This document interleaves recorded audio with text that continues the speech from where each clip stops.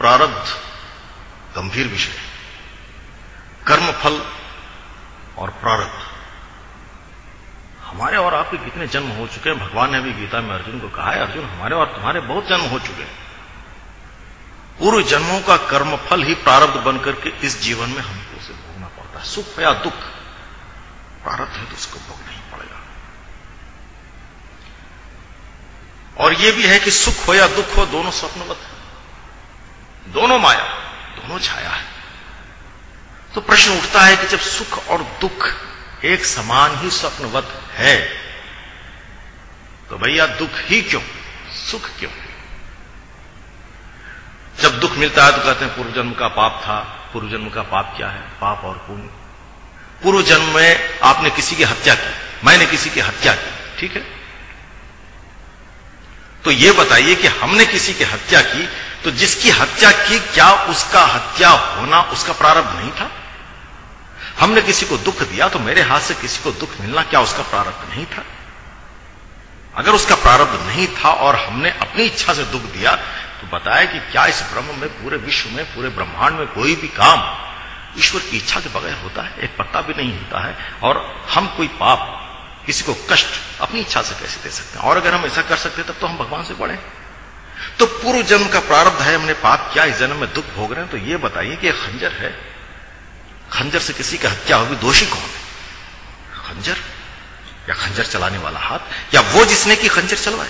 यानी अगर हमने किसी को पूर्व जन्म में कष्ट दिया तो वो उसका प्रारब्ध था और ईश्वर की इच्छा को पूर्ण करने के हम माध्यम बने, तो फिर ये दुख हमें क्यों?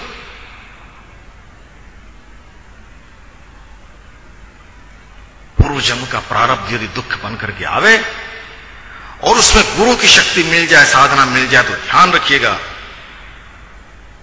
यही दुख भगवत प्राप्ति की प्रक्रिया बन जाती है। दुख आवश्यक है, जीवन में थोड़ा दुख तो होना ही चाहिए। भगवान राम ने राम राज्य में सबको सुख दिया, इतना सुख दिया कि लोग भूल गए। किसी को यह ध्यान नहीं रहा कि भगवान राम से सीता मैया अलग हो गई हैं।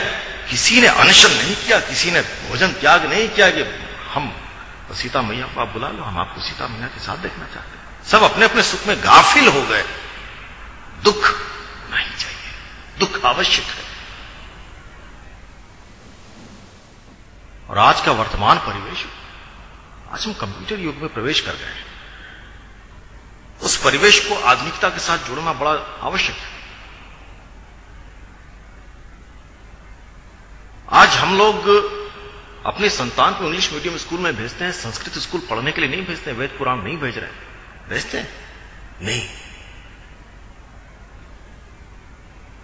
हम अपनी बच्चों को ऐश्वर्या बनाना चाहते हैं, सुष्मिता बनाना चाहते हैं, कल्पना चावला बनाना चाहते हैं, सचिन तेंदुलकर बनाना चाहते हैं, नेहरू बनवाना चाहते हैं। हम अपने बच्चों को ध्रुव नहीं बनवाना चाहते, प्रहलाद नहीं बनवाना चाहते, हम विदुर नहीं बनना चाहते। आज का परिवेश कथा को वर्तमान से हम जोड़ना आवश्यक हो गया। कुंती माता सती है, द्रौपदी सती है, भगवान साथ हैं। क्या हम आज के समाज में अपनी बेटी को कुंती बनने की अनुमति देंगे? क्या हम आज के समाज में, आज के इस वर्तमान धरातल पर अपनी बेटी को द्रौपदी बनने की इजाजत देंगे? क्या हम द्रौपदी के आदर्श को अपनाने के लिए प्रोत्साहित कर सकते हैं अपने बच्चियों को? माता सीता ने जितना कष्ट उठाया वो माता के रूप में ठीक है।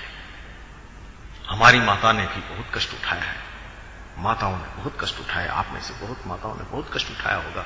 लेकिन अगर हमारी अपनी पुत्री ससुराल में जाकर के वैसा कष्ट उठाए तो हम तो तुरंत मुकदमा दायर कर देंगे कोर्ट में। तो परिवेश के साथ साथ परिवर्तन आवश्यक।